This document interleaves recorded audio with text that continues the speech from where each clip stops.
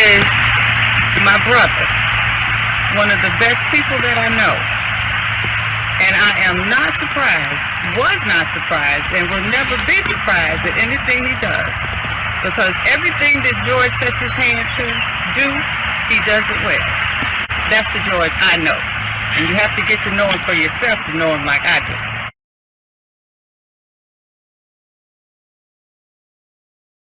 The first thing I thought about was, George doing something like that and doing it well, and then wanting to dedicate, everything that he's done and everything he's doing to other people.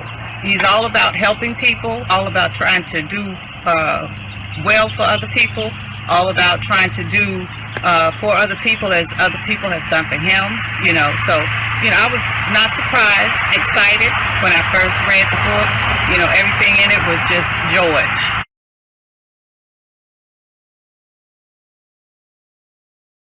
It was very uplifting and inspiring, not just for young men and women, young boys and girls, for everybody, because they get to see how an ordinary person like George has gotten to shake hands, sit next to, talk to, write about people that we see, people that we know, people that we have no idea that we'll ever be able to talk to. But through his book, and through his knowledge and through his writing, we'll be able to talk to, sit by, shake hands with those same people. So I'm just excited about the book. I want George Addison to be a motivator, an educator, and an overall great person and a great friend.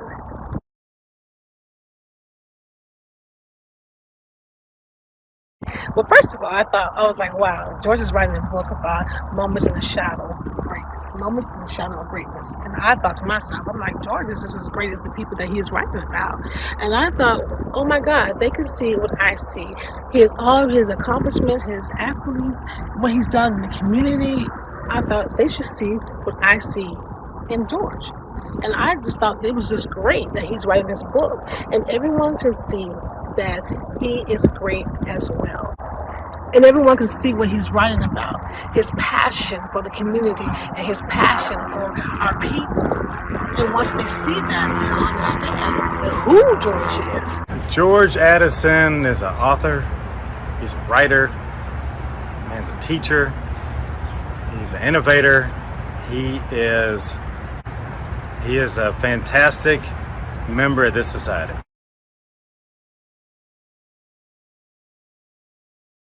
I love what he was doing with that. There's a lot of people these days, especially, trying to whitewash history and just come up with their own version of facts. And this is a man that puts it out there, whether it's about Muhammad Ali, the Obamas. And I like how he presents it to everybody and people that I had never heard of before. So.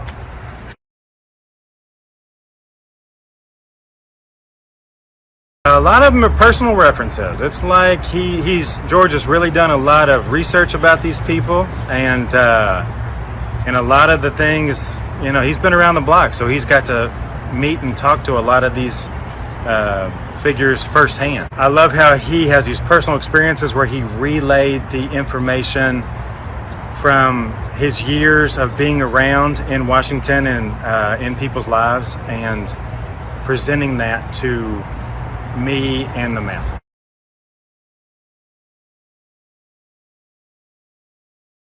It's a great read, and it's quick. I went through it pretty fast, and I would absolutely recommend it to any and all people. It's beautiful stories about people and pioneers coming up through the 20th century, and it has been fascinating to learn about people that I knew nothing about.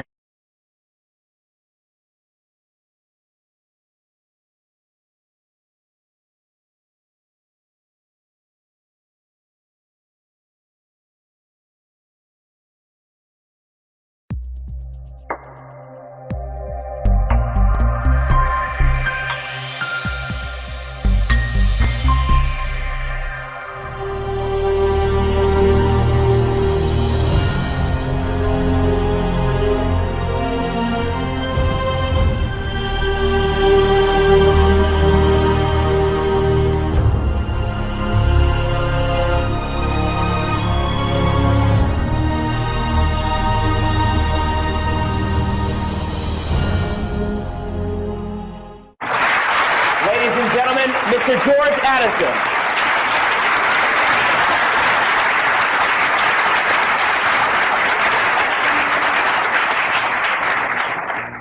I'd like to first of all say that I'm very honored to be among such quality people. It's nice to know that people can give of themselves without expecting anything in return, and then one day realize that people are watching you after all do a job. I would just only say that I think that everybody can take the opportunity to revalue the lives of individuals that they know directly in their own homes, in their own families, or in the community at large. I've learned throughout my life that no one is ever a throwaway person, and that everybody has something to offer. I'd like to thank all of those people that really have helped me do this. I haven't done anything. I just basically have been the vehicle.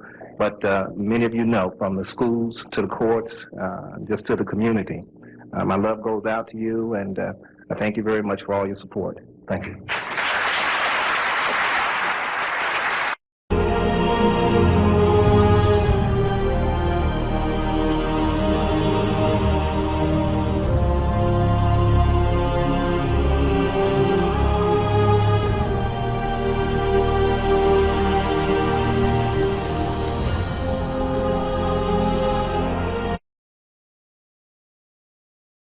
Mom got high. Why can't I? Much more to these stories today on Rolanda.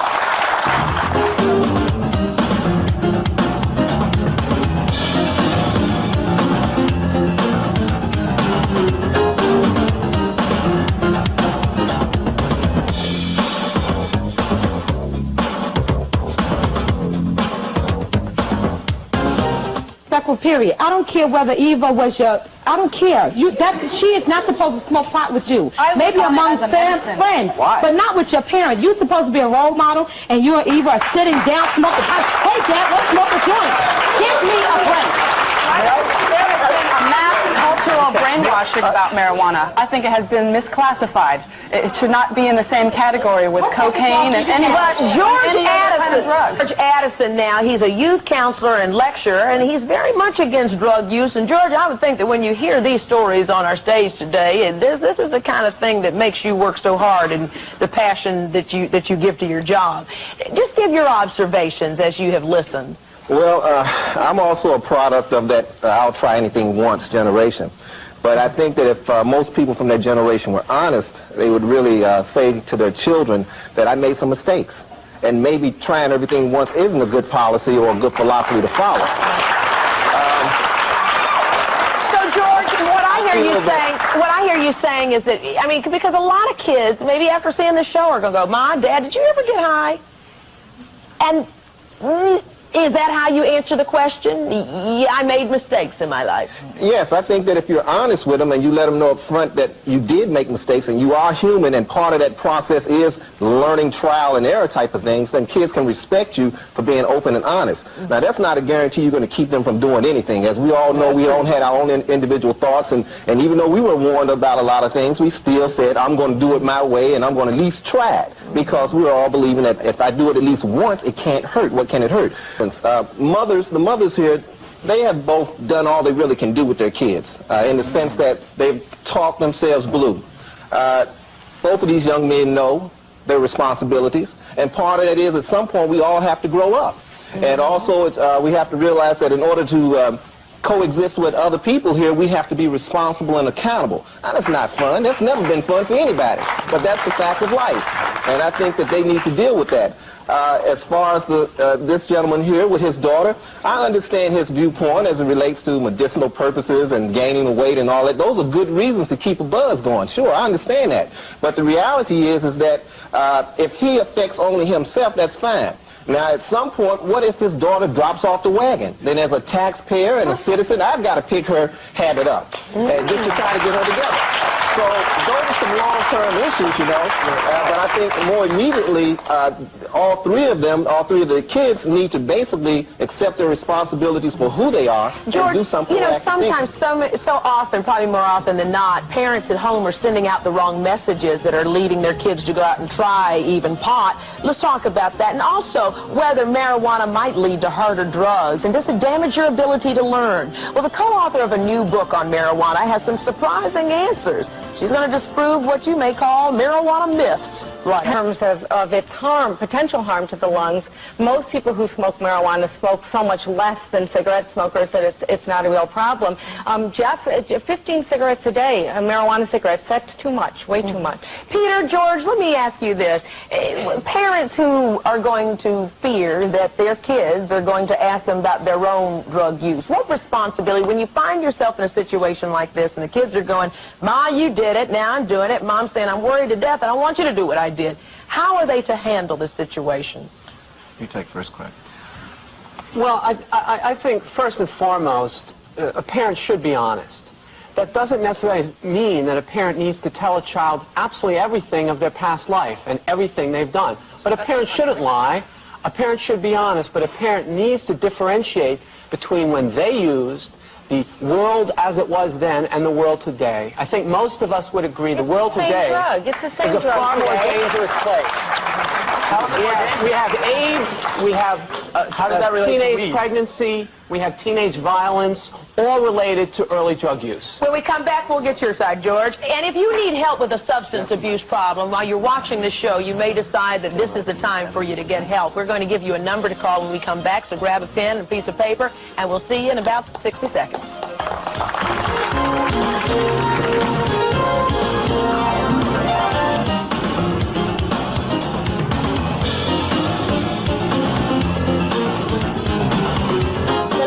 Children will hear as the TV shuts off are her last comments and opinions, which sounds to me as a listener on the television said that she's advocating the drug. She's not offering a flip side because the majority of the children who are smoking this pot are abusing the substance as they are abusing alcohol or any other drug, and that's where the damage comes in. Well, I think you see that very clearly in Jeff, who has not quite figured out his future yet. George, what is a mother to do in a situation like this? Number one, I would say, get some help. Correct, but I'd like to also add to the fact that today's pot is laced with a lot more stuff than what we used to get in 57. So a lot of other chemicals that go into play. I want to say this. I understand where she's coming from, and she's got a lot of reason on her side, but she says that it only works for us because we lived in a controlled environment. I'd like to point out that we, as parents, controlled that environment, and that is why it worked. We controlled it. Your whole neighborhood helped to control the environment your child was in. And that is not the truth in New York City or where the children come from. You want to know what kids do drugs? Listen, we only have a few minutes. You know what is interesting? This show could go on for another hour, which says that something about this show that is affecting a lot of people. Excuse me, Martin. I think what's real important is that, I know that Luann came here. Excuse me, please. Excuse me. Can I have my show back? I know that Luann came here because she's concerned about help. I'm not sure if that's something that Cueta wants to get involved in as well, but I know that you came here with hands offered for any help that our families might need. I'm willing to extend a 5-day retreat for Jeff to come and kind of get refocused on his life.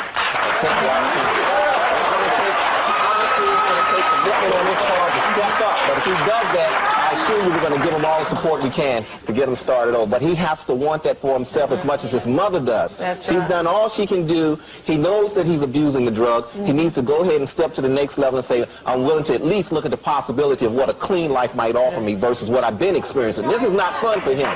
So he needs to experience. And the thing good, too, about a retreat, Jeff, is you get to meet a whole lot of other folks who are doing the same things that you're doing, including trying to redirect where they see their lives going. You think you're up for it?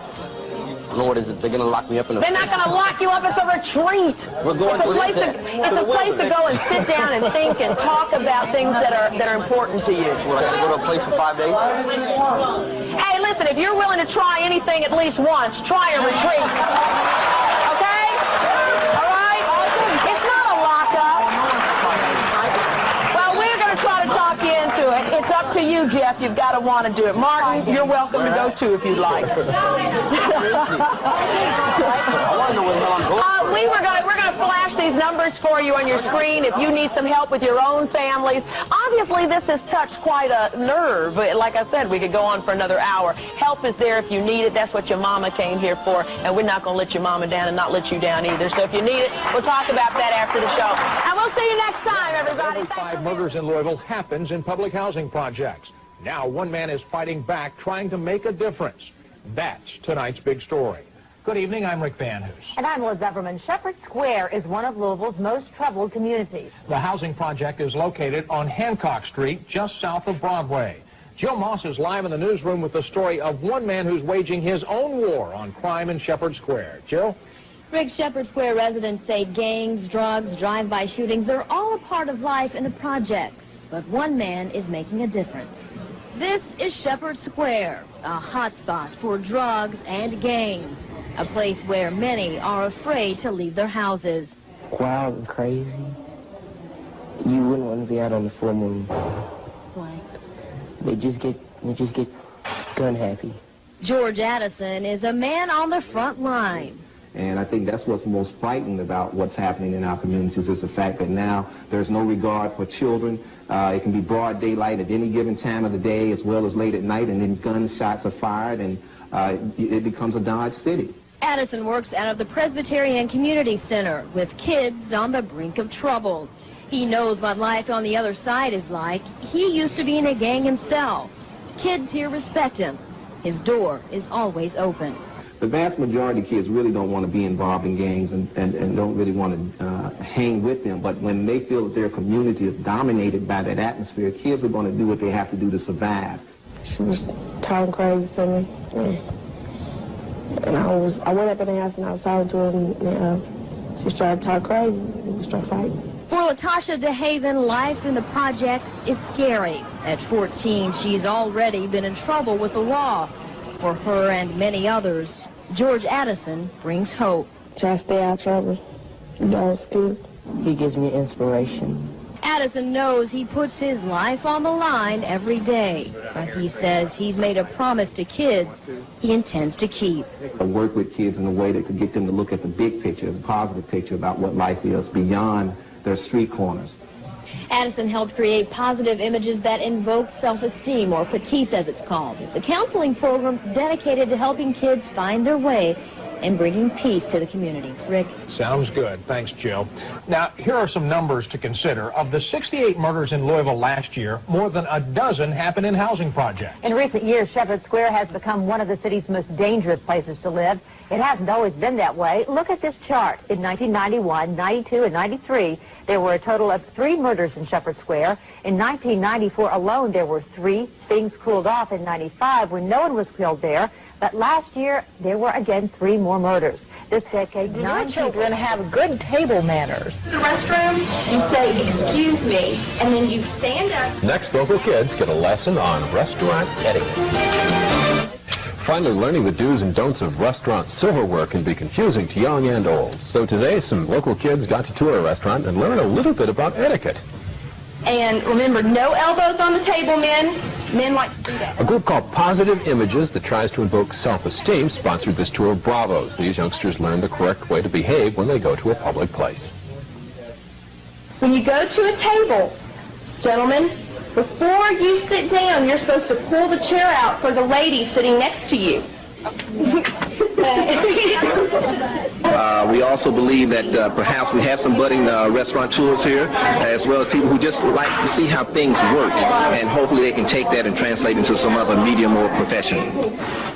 The kids also got a tour of the kitchen at Bravos. Thanks for watching. World News Tonight is coming up next. One of the most exciting programs that I've seen address the problems of juveniles, at least since I've been on the bench, the past decade. The enhancement of self-esteem, the forcing children to accept responsibility for their actions, and allowing the children to come into court to see the consequences of their actions, I think can make a dramatic impact on these children's lives, and I'm very proud to be supportive of the program. Our first and second time offenders that come through, We basically refer them to the program. A lot of our kids have low self-esteem, so that's one reason we refer them. A lot of them need counseling, or the big brother atmosphere is what George gives us. I receive very positive feedback from the parents. The parents tell us how available George is all the time. Mr. Addison, he's always there for them. He works with them. When they can't find him, they usually call me. Batiste got started by Mr. Addison appearing at our door one day, and we all kind of looked at each other as to who is this man. So my family resource coordinator and I sat down and talked with George and about his program and about the possibilities at Breckenridge. And as we talked, we gathered a little more information of what he had to offer our children, and we were able to share with him all of the trials and tribulations that our children go through on a daily basis. He had been working with another elementary school. Maybe I shouldn't say this, and we just told him that elementary school couldn't compare with what we could offer here at Breckenridge for children who need help. And he was sold after meeting our children, and we've been trying to get him on here as many hours as we can each day, each week, for the entire year. We get a lot of positive feedback, and especially from the children. They're very excited about being in the program. I get a lot of feedback from children who are not in the program, wanting to know when they will get to come, when they'll be with Mr. Addison. They look forward to the times that he is here. They want to be with him and work on their self-esteem, work on leadership. There's been carryover into the classroom of the activities that children have done with Mr. Addison as far as being able to control their attitudes and their feelings about interacting with each other. It has become more positive and continues to be. The teachers have been very supportive. We in the office have been very supportive because we see it as another means of helping our children deal with the daily struggles that they deal with. Here at Breckenridge, I think Batiste has been a tremendous success. I think the principles that are taught to students by the Batiste program are things that they're going to remember for a long time, and that they'll be able to apply into their lives as they continue their education and continue to pursue their goals in life. And the children really enjoy the activities and the kind of rapport that they've been able to establish with Mr. Addison. And I think that is something that's going to continue as they go through junior high and high school. The children have an opportunity to be exposed to positive role models. They have an opportunity to get together and talk about things that concern them, not just about the problems, but how they individually can contribute to resolving those problems. It involves working with parents and getting parents involved with their children and with the school.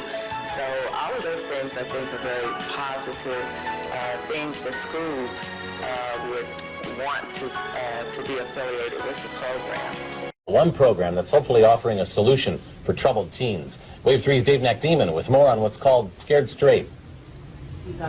Mary Weathers says she feared 15-year-old son Daryl would wind up in a grave. She says he ran with the wrong crowd and got into trouble, and other programs weren't helping. And it frightened me to the point where I see that his attitude towards me coming home from school, he was angry. He didn't want to go to school anymore. He wanted to hang out with the kids. He wanted to come in late, and he's been a runaway a couple of times. Because I was angry. I was like, she ain't let me do what I want to do. She's always on me. You know what I'm saying?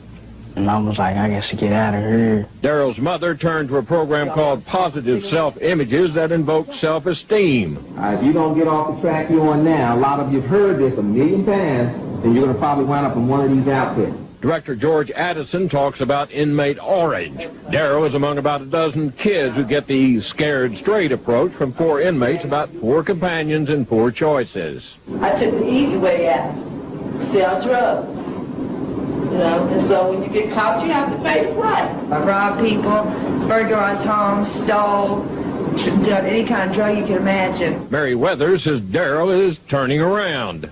I changed. I learned how to respect myself more, my family. You know what I'm saying? They can't always be in the street life. I still have a long way to go, but I've seen quite a bit of improvement. There's more to the program than forums. Tomorrow morning, Addison takes them to a boot camp near LaGrange. Dave Nakdeman, Wave 3 News. And the courts refer teens to that program. Mary Weathers got her son involved after seeing a Wave 3 news story about it. Coming up with Scott on Extra. Well, we've heard a lot of talk about boot camps and the like when it comes to dealing with serious juvenile offenders. Well, it's happening in one part of Wave Country.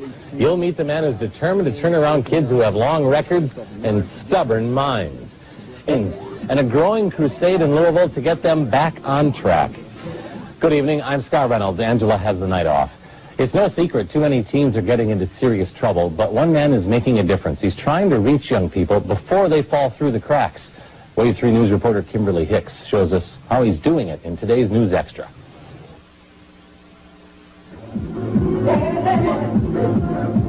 15-year-old Sean O'Bannon loves to play video games, but this fall he got a taste of the real. Accused of robbery, and a juvenile court judge ordered him into the Petite program. He had to go to boot camp at a prison in LaGrange. And we had to stay outside, we had to stay in a straight line with our hands to our side, and we had to be quiet. So showing the children if they don't take control of their lives now and try to be a productive citizen, then the judicial system is going to control their life. Glenn Washburn says he's seen a change since Sean started the program. We have chores around here for the children, you know, straighten up and things like this. I'm not going to do it. We don't hear that anymore. That's exactly what George Addison likes to hear. He's program director of Petite, which stands for Positive Images That Invoke Self-Esteem. Addison works with the juvenile court system and local schools. When kids get in trouble, Addison tries to straighten them out before they go over the edge. What I saw was a lot of death, you know, a lot of kids dying without hope, without a future, and without a sense of knowing who they were and how they fit into everything. So I just felt that, you know, I could probably contribute to doing something that might make a difference. Addison believes in getting tough with kids and teaching them real-world lessons. That includes bringing in this man, a former gang member who did prison time for drug dealing and carrying weapons. He doesn't want his face shown because of his gang ties and concern about his safety. The danger is one reason he tells young people to stay away from gangs in the first place. It's not all what it's cracked up to be. You know, and like I say, you can lose your life, you know, a blink of an eye. I mean, you're here one day, then you're gone, you know. So it's not anything, you know, to be happy about, you know. The reformed gang member says kids often get into trouble because they grow up in depressed areas and have little hope. We didn't know how to, you know, do, like, business stuff. We didn't know how to, like, you know, make buildings and stuff like that, you know. So the only thing we knew how to do was really to sell drugs and stuff like that, you know, so we can, you know, raise our families and stuff. George Addison believes kids who go through his program are listening. I would say the vast majority of kids, if you frighten them a little bit or give them just enough experiences to what it's like to be locked up or detained somewhere, it kind of wakes them up and gives them a little shake and say, hey, I don't want to be here. Sean O'Bannon has learned his lesson. He wants to join the Navy one day. The teenager realizes the consequences of getting into a life of crime is no child's play. Kimberly Hicks, Wave 3 News. Nearly 1,000 children have gone through that program since it started 7 years ago, and the program coordinator says about 85% of them stay out of trouble. Well, so often we hear about the problems facing at-risk children. Step award winners who aren't afraid to face those problems head on. George Addison's service through excellent performance really makes a difference to kids in Wave Country. It's not a joke because it's your life. I'm not going to be here. You're going to be here. So you better take advantage of the opportunity to listen to all those voices in your head right now. The ones where your moms and your dads are telling you to do what you need to do to get your life together. Another man doing his part to help Wave Country kids. I've had a very blessed life. I feel that I've pretty much lived 3-4 lifetimes already. George Addison's is a life of extreme contrast. A boy reared in poverty, yet one who would become a military officer and a journalist. My mother was divorced twice, and pretty much I was the oldest of 3 kids, and a lot of times I was the one that was pretty much trying to run things around the house while my mom worked. So, you know, I went from that kid to someone who eventually wound up interviewing presidents and ambassadors and working in press corps and doing a lot of things that I never thought I would do.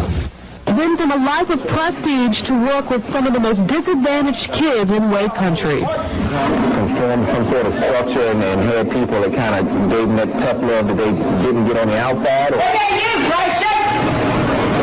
You ain't coming here. Where are you going to go? KSR, we got to run! But Addison's greatest accomplishment? Batiste, the positive images that invoke self-esteem, a program designed to shake young troublemakers into life on the right track. And this boot camp for adult offenders is one tool that helps them do it.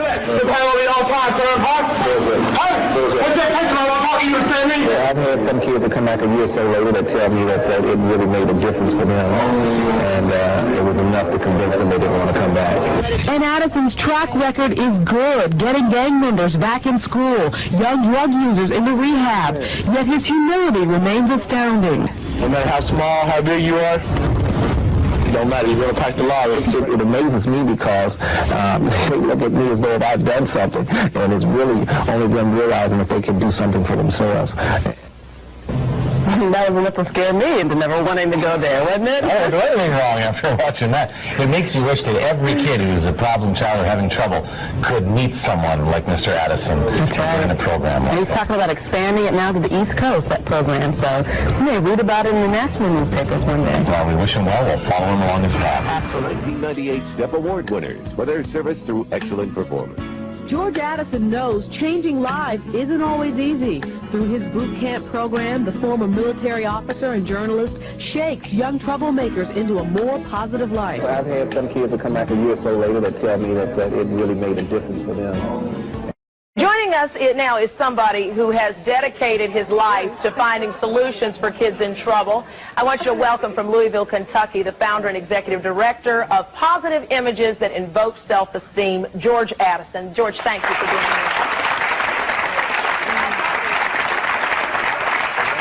We need some positive thinking here, George. What do you say? Well, first of all, I'd like to commend the fact that the parties are all still interacting, because that's a key component. And secondly, all the young people have to realize that it's now time for them to accept responsibility, and they have to start learning how to, first of all, respect themselves before they can be expected to appreciate what the parents are going through with them. Also, in terms, I think the parents sometimes have to give up a little bit and realize that they too might have forgotten how to respect their children and some of the trade-offs, and that you know, the only way they're going to ever be able to hear each other again is to first of all take a deep breath and then say, okay, I'm right on some of these issues, you're right on some of these issues. Where do we go from here? Compromise. Right, right. And a compromise in a way that will allow them to build and go forward versus stay retrenched in the same old habits. But you know the reality, when you start fighting with your kid, you start fighting with your parent, it escalates, it escalates, it escalates. How do you get it to a point where you start communicating before it gets to a point where the telephone receivers start flying and the plates start flying? Well, you hit it right on the head when you said that it has to start very early. In this case, with these individuals, we're trying to do repair work, basically. Trying to get them in a situation where when they go out and start their own families, they won't keep the cycle going. That's very important. That becomes more of a problem for everybody. It becomes a generational problem. You're absolutely right. We'll have some final thoughts when we come back.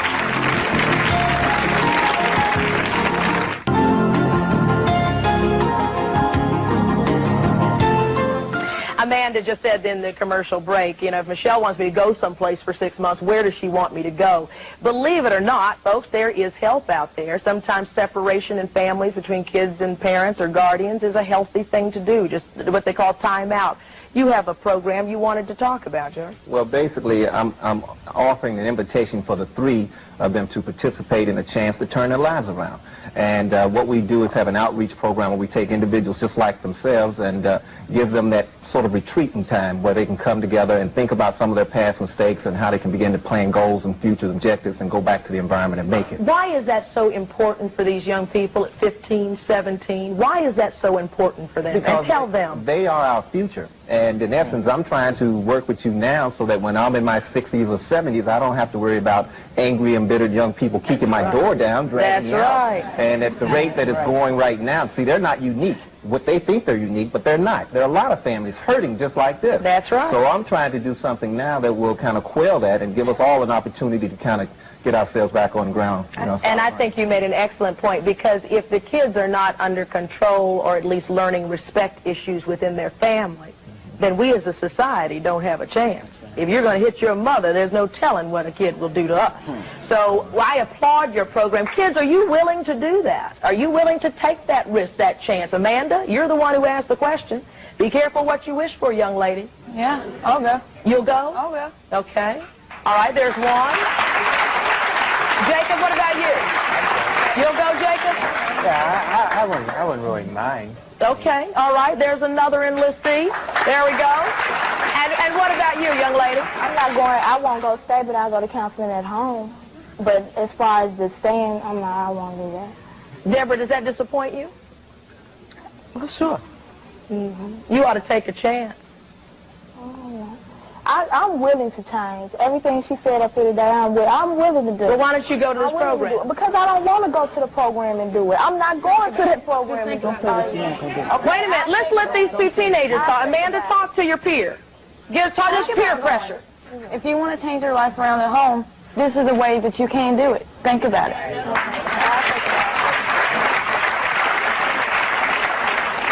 And you know something? You've already made some friends here. You have one major thing in common, that you all met on the Rolanda show in hopes of changing your lives to make better decisions. We don't think you're bad kids. We just think you're making some bad decisions right now. We believe in you. That's why you're here. It's not just us that makes the bad decisions, it's the parents. Well, when you're away, when you're away, you're absolutely right. You're right.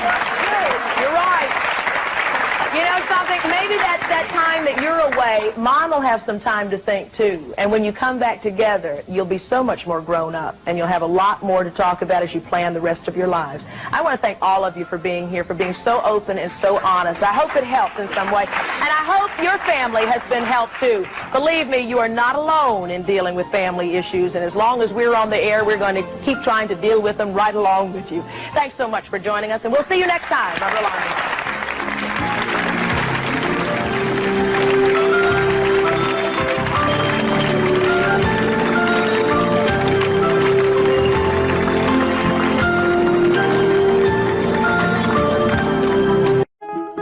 In honor of National Senior Citizens Day, WHAS 11 and Humana celebrate our extraordinary seniors. George L. Addison Jr. is an author, journalist, veteran, educator, artist, and entrepreneur.